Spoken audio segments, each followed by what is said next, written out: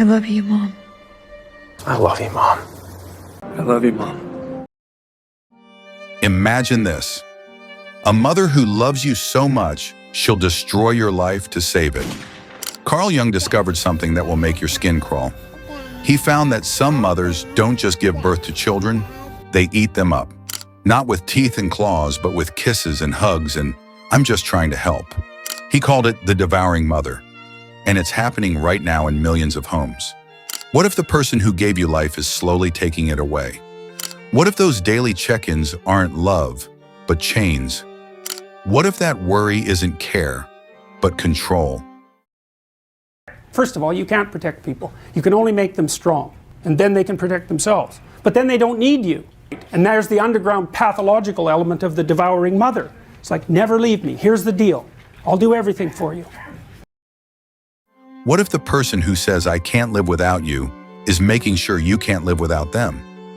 Here's the question that will haunt you. When does a mother's love become a beautiful prison? Today, we're diving into Jung's darkest discovery. You'll see how the devouring mother works in plain sight. You'll learn why good kids become broken adults. And you'll discover the one thing that can set you free. Because Jung found something scary. The people who claim to love you most might be the ones destroying you completely.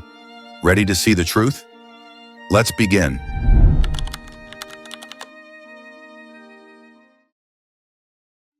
Imagine this. A mom stays up all night looking up colleges for her 18-year-old. She fills out half the applications herself. She calls the schools. She plans all the visits. When her daughter says she's not sure about one choice, Mom says, "Honey, I just want what's best for you. I've given up everything for your future." Sound familiar? We've all seen this happen. But here's what will blow your mind. The most dangerous people in your life are usually the ones trying to help you. Think about it. The drug dealer, you know he's bad news. The mean boss, you see the red flags. But the person who just wants to help, the one who cares about you, that's where the real damage happens. Good intentions are like a perfect mask. They get past all your defenses, because who questions someone trying to help? It's brilliant, really. The best prisons don't look like prisons. They look like love. Jung called this the devouring mother. But here's the thing. It's not just about moms. It's about anyone who uses caring to control you. Your boss who won't let you make decisions for the good of the team. Your boyfriend who checks your phone to protect you. Your friend who knows what's best for you. Here's how it works. First, they say they care. "I'm doing this because I love you." Then they take away your choices. "So I already decided for you." When you fight back, comes the guilt trip. "After everything I've done for you, this is how you treat me?" It's like war, but dressed up as a gift. The scary part? These people really think they're helping. They're not evil villains. They believe they're the hero in your story, and that makes them impossible to stop. Your mom calls your boss about your bad attitude. She's helping. Your partner reads your texts just to be safe. He's protecting you. Your friend gossips about your problems to others. She's just worried. This is where it gets terrifying. Caring becomes the perfect cover for control. How do you fight someone who's just trying to help? How do you escape when they say the cage is for your own good? Here's the truth. Good intentions without limits aren't love. They're ownership. And when someone owns you, they'll destroy you while claiming they're saving you. But don't worry, Jung didn't just find the problem. He found the way out. And once you see how these invisible chains work, you can break them forever.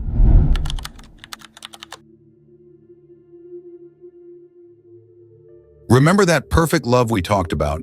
The one that destroys? Here's where it gets really dark. Meet Sarah. She's 35, successful, smart, but she can't make a simple decision without calling her mom. What to wear to work, which restaurant to pick for dinner, whether to take a new job. Her friends think it's sweet how close they are, but Jung would have seen something else, a grown woman trapped in invisible chains. See that caring mask we just uncovered? It doesn't just control your choices, it rewires your brain. It makes you forget who you are. Here's how the devouring process works. First, they blur the lines. Your feelings become their feelings.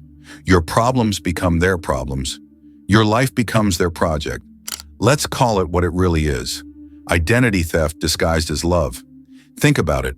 When someone always tells you what you need, what happens? You stop knowing what you want. When they always solve your problems, what happens? You forget how to solve them yourself. When they make your decisions, what happens? You lose the ability to trust yourself. It's like quicksand. The more you struggle, the deeper you sink. Here's the part that'll make your skin crawl. They don't just want to control what you do. They want to control who you are, your thoughts, your feelings, your dreams.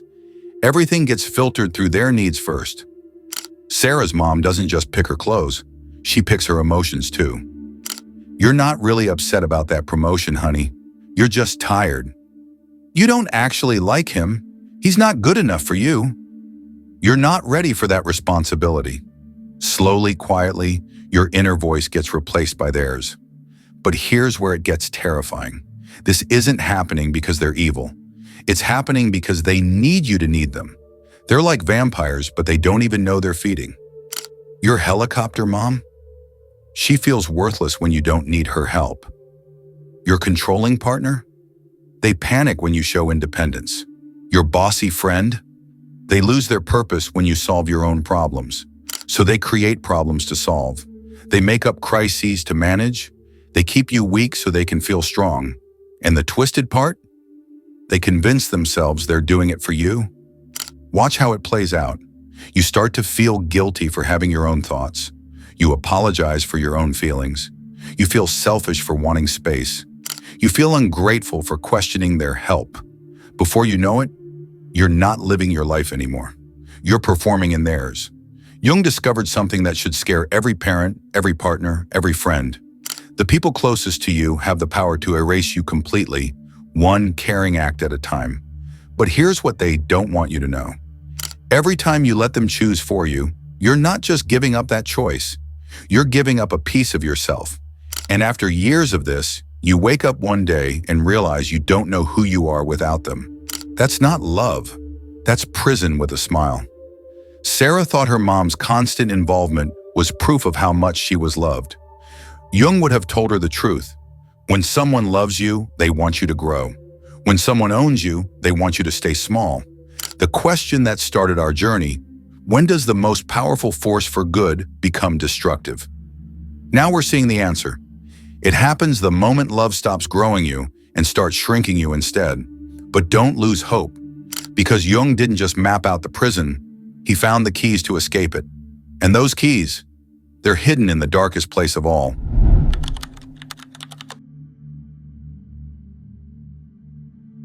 That perfect love that's been destroying lives? Here's the plot twist that changes everything. Meet Linda. She's the mom everyone wishes they had. Volunteers at school, makes homemade cookies, never misses a game. Her friends call her Super Mom. But behind that perfect smile, Linda is drowning. See, Linda gave up her art career for her kids. She stopped seeing friends. She never goes anywhere without them.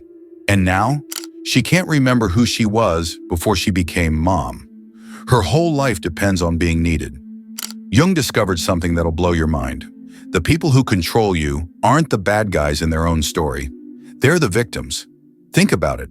That mom who won't let you fail, she's terrified of being useless.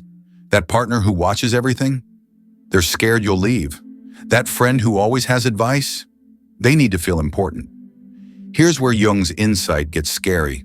Every person who devours you is running from something they can't face about themselves. That caring mask we talked about, it's not just hiding their control, it's hiding their pain. Linda tells herself she's being a good mom, but really, she's avoiding the fact that she feels empty inside. She's scared that if her kids don't need her, she has no value. So she creates situations where they always need her help.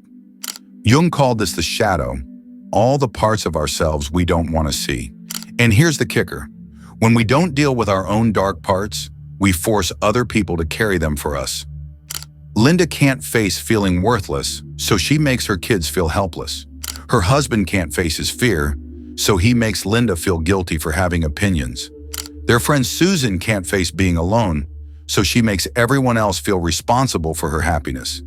It's like a game of hot potato, but with pain.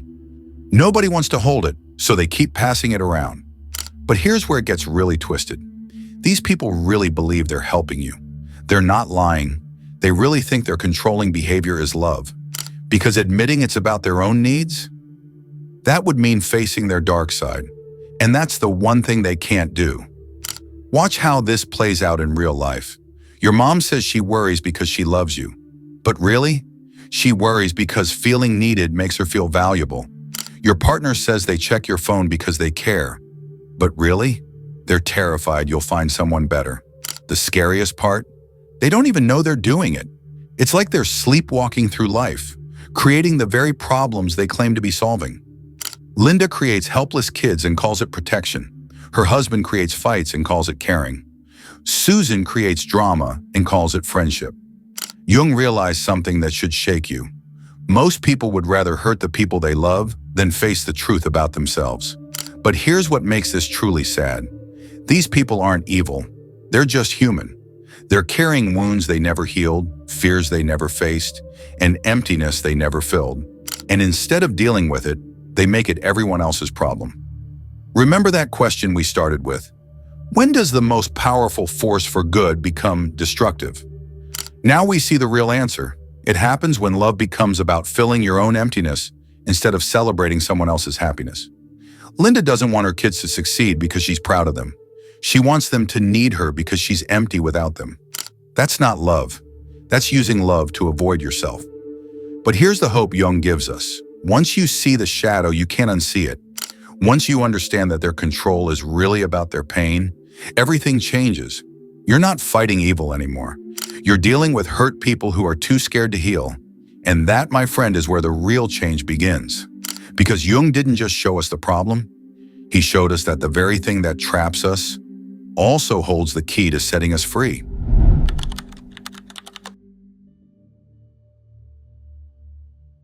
Now you see the chains. You understand the mask. You know the shadow. But here's the question that changes everything. What do you do when you finally wake up in the prison? Meet Marcus. He's 28, and for the first time in his life, he sees what his mom has been doing. Those daily check-ins aren't love, they're watching. Those helpful suggestions aren't guidance, they're control. That guilt when he doesn't call back right away, it's not his fault, it's her tool. But here's where most people get stuck. They think seeing the problem means the problem goes away. Wrong. Seeing it is just the beginning. The real work starts when you decide to do something about it. Marcus tried the obvious thing first. He got angry. He told his mom off. "You're controlling me. You need to stop."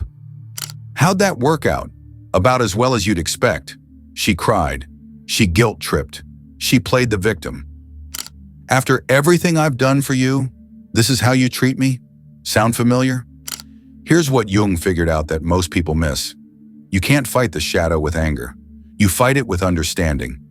See, that shadow we talked about, Linda's fear, Marcus's mom's need to be needed, it's not going away just because you see it. Shadows don't disappear when you shine a light on them. They just become easier to see. So what does work? Jung called it becoming your own person. But let's break that down into something you can actually use. First, stop trying to change them. I know. You want to shake them and say, "Don't you see what you're doing?" But here's the truth. They can't see it. Remember, they'd rather hurt you than face their own pain. So stop waiting for them to get it. Marcus learned this the hard way. He spent months trying to make his mom understand. Wasted energy. Wasted time. She wasn't ready to see her shadow, but he was ready to see his. Second, start setting boundaries. Not walls, boundaries. Here's the difference. A wall says, "I hate you, go away." A boundary says, "I love you, but I won't let you hurt me." Marcus started small. He stopped answering every text right away. He said, "I'll think about it," instead of "Yes, Mom," to every suggestion. He took a weekend trip without telling her his exact plans. Baby steps, but they were his steps. And guess what happened? She lost her mind. She called him selfish. She said he didn't love her anymore. She tried every guilt trip in the book. But here's where Jung's wisdom kicks in. When you start setting boundaries, the other person will test them harder before they respect them. It's like a kid having a tantrum when you say no. They're not testing the rule. They're testing if you really mean it. Third, expect the guilt. Oh, it's coming. Waves of it. You'll feel selfish for wanting your own life. You'll feel mean for not giving in. You'll wonder if you're the bad guy. Jung knew this would happen. He said becoming yourself always comes with guilt. You're breaking an old system and that feels wrong even when it's right. But here's the secret Marcus discovered. That guilt isn't yours. It's theirs. They're trying to give you their shadow to carry. Remember that hot potato game with pain? This is where you stop catching it. You let it fall at their feet where it belongs. Fourth, find your own voice again. This is the hardest part. After years of being told what you think, feel, and want, you might not remember what you actually think, feel, and want. Marcus had to practice having opinions. He'd ask himself, what do I like? What do I want? What matters to me? At first, silence. The voice that should have been his had been replaced by hers. But slowly, quietly, it came back. And you know what? It didn't sound like his mom's voice at all. Jung promised something amazing. When you stop living their life and start living yours, you don't just save yourself. You give them permission to save themselves too. See, as long as Marcus played the helpless child, his mom could avoid facing her emptiness. But when he stopped being helpless, she had to deal with her own stuff. Some people rise to that challenge, others don't.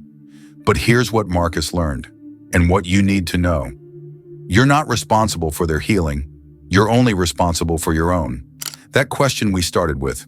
When does the most powerful force for good become destructive? Now we know it works both ways. Love becomes destructive when it tries to own, but love becomes healing when it learns to let go. The spell is breaking, the chains are loosening, but the most important step, that's next.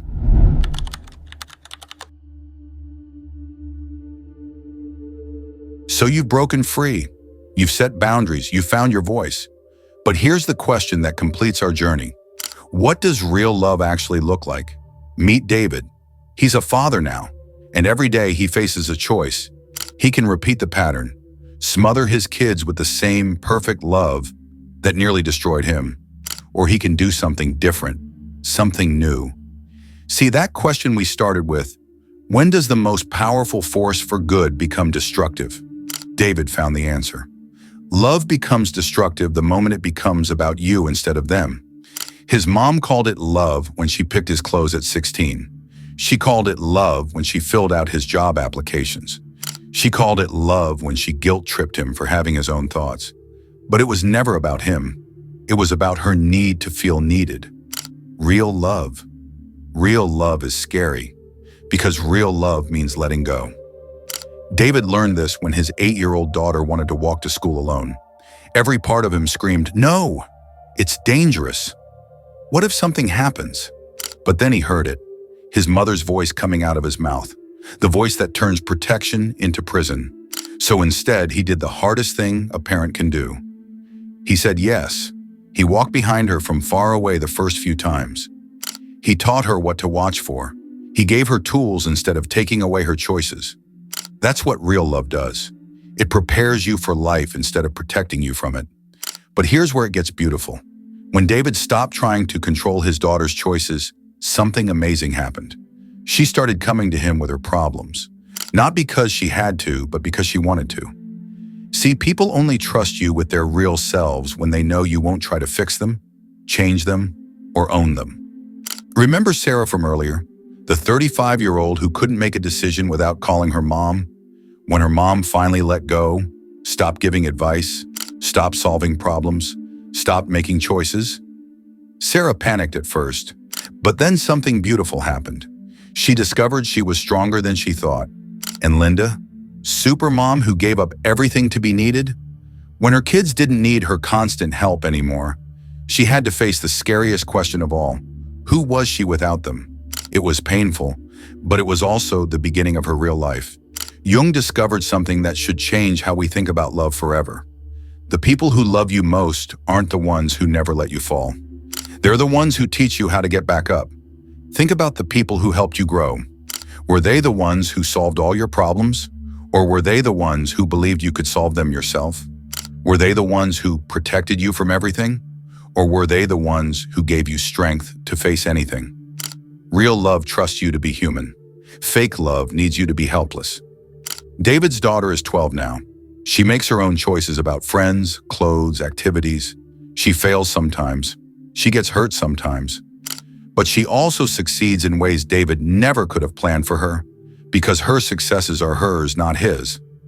And when she does need help, she asks for it, not because she's been trained to be helpless, but because she knows David will support her choices instead of replacing them. Here's the beautiful truth Jung found. When you stop devouring the people you love, you create space for them to love you back. Really love you, not out of guilt or fear or duty, but out of choice. Marcus's relationship with his mom, it's better now. Not perfect, but real. She doesn't get to control him anymore, but she gets something better. She gets to know him, the real him. And sometimes he actually wants her advice, because now it's offered, not forced. That perfect love we started with, the one that destroys, now we know what it was missing. Perfect love doesn't hold on tight. Perfect love holds on light. It says, I love you enough to let you be yourself, even when that scares me. It says, I trust you enough to let you make mistakes. It says, I believe in you enough to step back and watch you fly. The most powerful force for good stops being destructive the moment it learns that sometimes the most loving thing you can do is nothing at all. You came here thinking you were learning about toxic people, but the real truth, you were learning about love. The difference between love that frees and love that traps. Love that grows you and love that shrinks you. Love that celebrates who you are and love that controls who you become. Now you know. Now you can choose. And that choice, that's where your real life begins.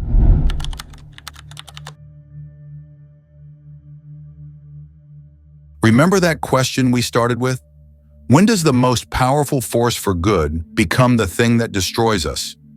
Now you know the answer isn't about the force getting weaker. It's about the force getting wiser. There's still a kind of love that will destroy you. But now you know there's also a kind of love that will set you free. And the scariest part? They can look exactly the same until you know what to look for. That perfect love we talked about?